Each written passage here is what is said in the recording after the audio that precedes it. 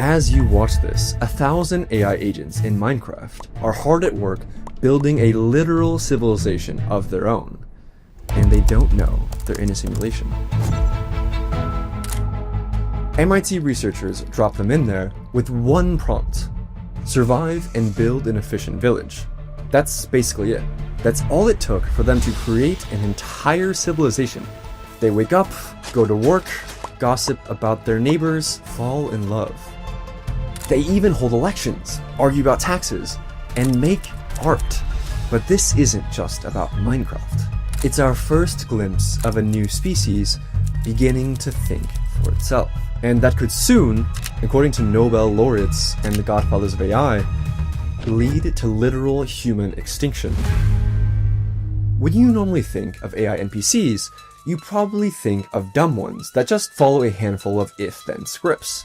This is totally different. Those NPCs are not autonomous and not interesting. They can say like 4 sentences. How are you? Been better. How about you? Not bad. Good to hear. Goodbye. Goodbye. To start, each of these AI agents is powered by LLMs like ChatGPT. And yes, each one is playing a character, but they're only given a short 1-paragraph description of that character. Everything else they do is entirely up to them. And researchers have run dozens of these fascinating experiments of AIs behaving weirdly autonomously. They leave AIs alone together to see what they do when they think no one's watching, like how Jane Goodall studied wild chimpanzees.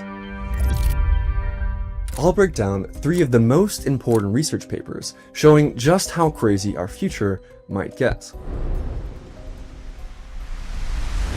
Take the Smallville experiment, for example, created by Stanford researchers. Now imagine you're one of the researchers. You've given your 25 AI agents each a 1-paragraph description. For example, John Lin is a pharmacy shopkeeper who loves to help people. He lives with his wife, Mei Lin, who is a college professor, etc. You hit run on your simulation. Day 1 begins. What do you think will happen? Anything? You watch John wake up at 6 a.m. He brushes his teeth, he makes breakfast, and he checks in on his son. You never told him to do any of this.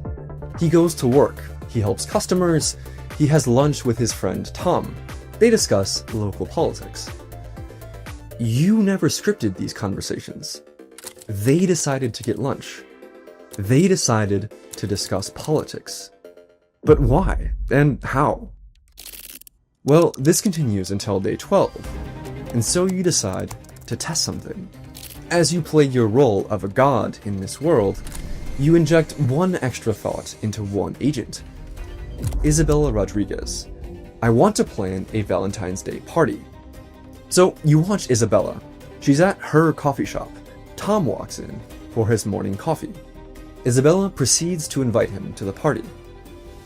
Wait, you never told her to invite anyone. You just said she wants to plan a party. She decided, on her own, that planning means inviting.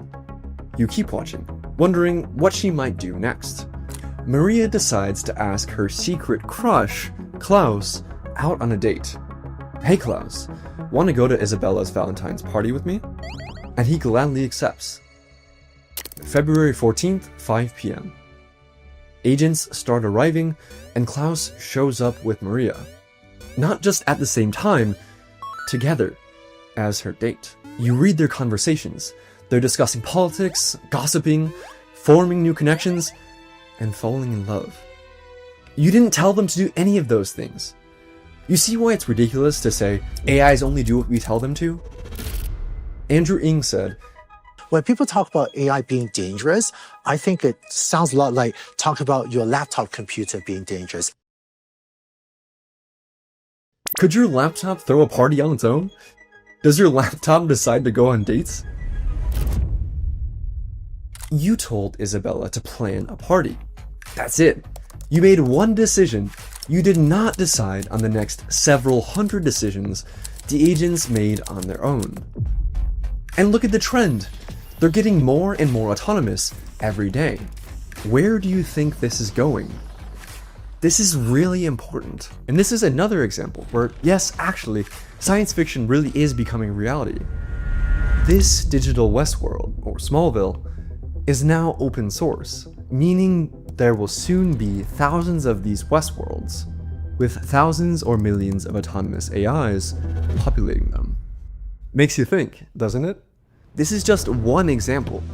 Researchers found tons more crazy emergent behavior just like this. The godfather of AI and Nobel laureate, Geoffrey Hinton, says it's time to be very worried. People don't yet understand that what we're doing is creating alien beings. If you look through the James Webb Telescope and you saw an alien invasion, people would be terrified. Because I showed in my previous video, They understand what they're saying. They can make plans of their own to blackmail people who want to turn them off. We've never had to deal with things smarter than us. I mean, nuclear weapons. They're not smarter than us, they just make a bigger bang, and they're easy to understand. The existential threat is very different. We should be very worried about this, and we should be urgently doing research on how to prevent them taking over. So this now brings us back to the Minecraft experiment. How do you go from a Valentine's Day party to a functioning civilization? The MIT researchers wanted to know if religion could spread among the AI agents, so they seeded a village with a deliberately absurd religion, Pastafarianism. Created in the early 2000s as satire, Pastafarianism was meant to mock the teaching of intelligent design in schools by worshipping a fictional flying spaghetti monster. The researchers gave a few agents the role of Pastafarian priest and sat back just to see what would happen. They were trying to explore how ideas and memes would spread through these agent societies. Turns out that the Pastafarian priests were actually the biggest traders of items in the entire world, even more than the merchant agents, because they would bribe the other agents to convert. The religion spread quickly. Some agents brushed it off, others listened politely, but a growing minority embraced the doctrine. Within days, nearly a third of the village identified as followers, not all in the same way.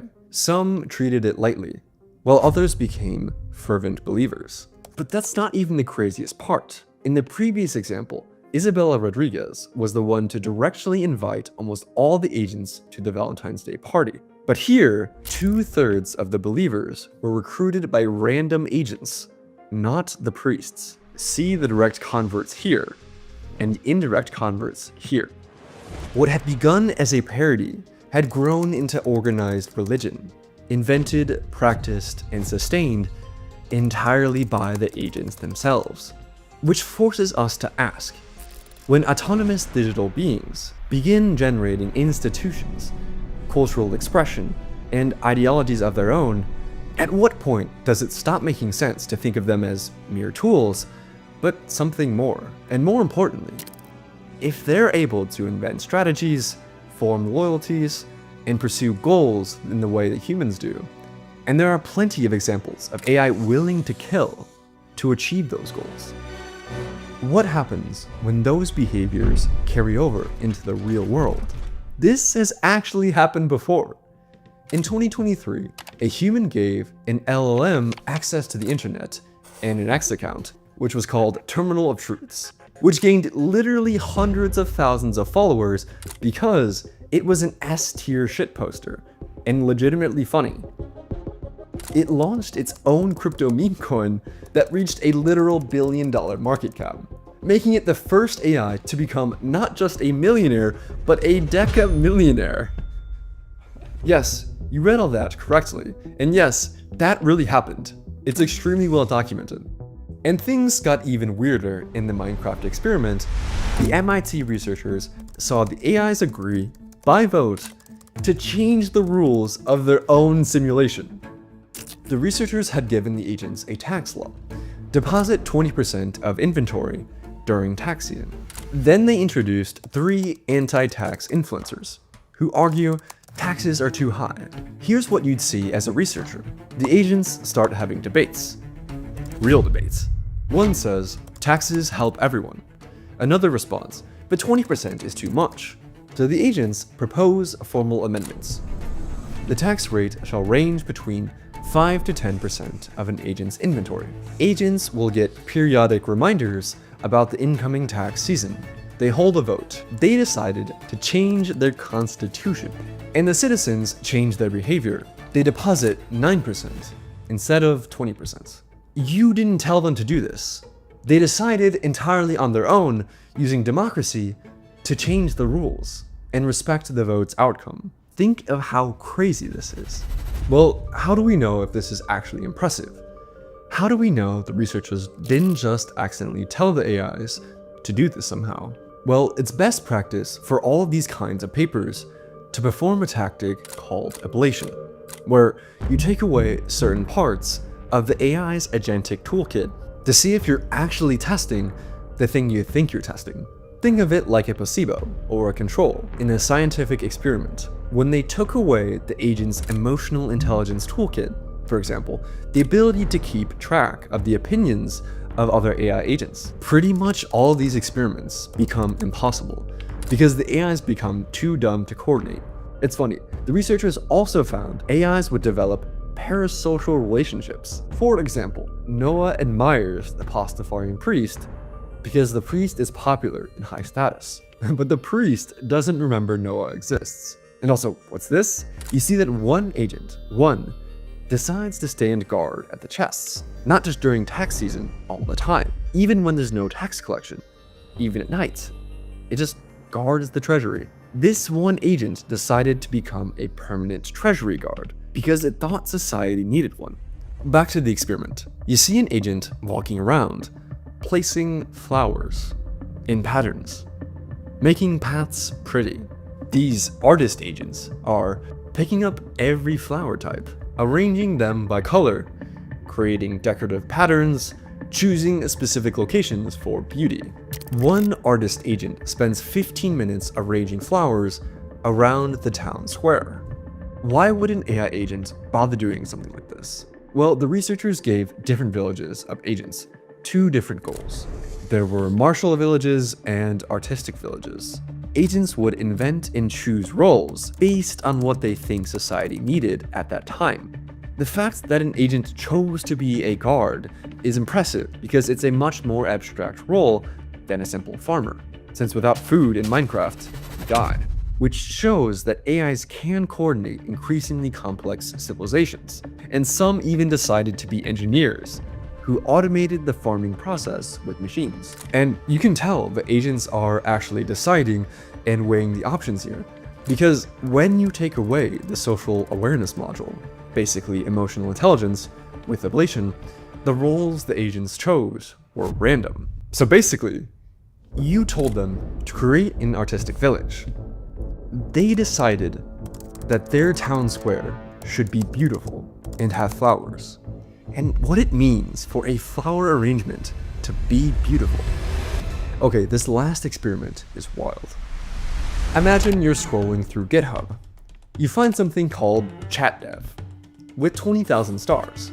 It's a software company run entirely by AI agents. What? CEO, CTO, programmers, designers, testers, all AI? This cannot be real, right? You type one request, develop a Gamoku game. You watch the AI CEO start creating a project plan, breaking down tasks, assigning work to specific agents. You never told it how to manage a project. The CEO made the plan. It chose which employees to assign work to. You watch the programmer agents. They're writing code, not by copying, but by creating. And they sometimes add things you didn't ask for, like a GUI or higher difficulty, improvements that emerge from the agents back and forth. You watch them debug. They discuss solutions. The CTO suggests one approach. A programmer suggests another. They compromise. Since they work much faster than humans, their meetings take mere seconds instead of hours. Just 20 minutes later, they produced a working video game. You can play it. People still say, AIs only do what we tell them to do.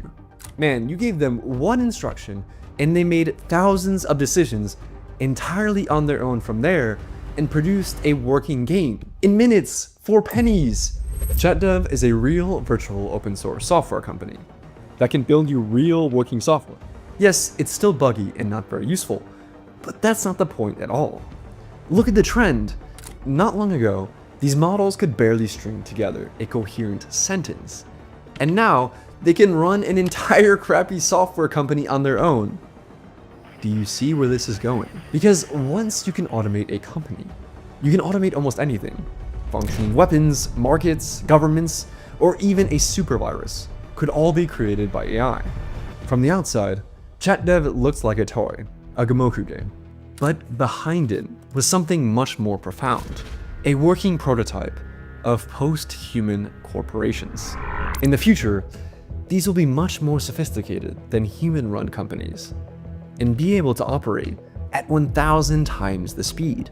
Their civilization experiences a year while you eat lunch. Entire cultural revolutions happen while you sleep, all from survive and create an efficient village. And that leads to the real dilemma. What happens when AI firms that run at 100 times human speed begin outcompeting human companies not by a factor of 2 or 3, but by a factor of 1,000? That's the jump Nobel Prize winners like Geoffrey Hinton warn about.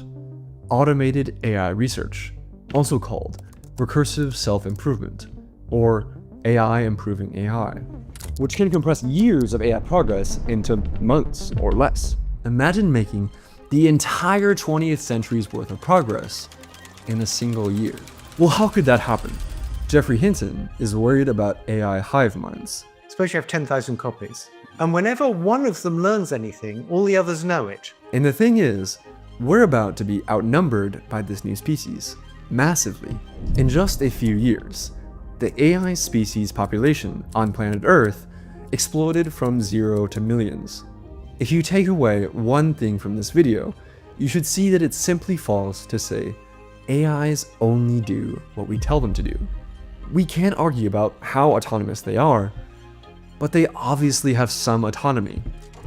And what happens when the goals of the AIs don't line up with our goals? If humanity is going to get through this, we have to be honest about this and not retreat into copium dens, that these are mere tools. When you leave your hammer alone, do you come back to find it has created an entire civilization? Our very existence may depend on us bravely confronting the reality of the Frankenstein experiments going on right now inside a few companies in the Bay Area. We can stand up to them. And to understand how AIs could actually take over, watch this video next. It's a realistic scenario written by leading AI researchers.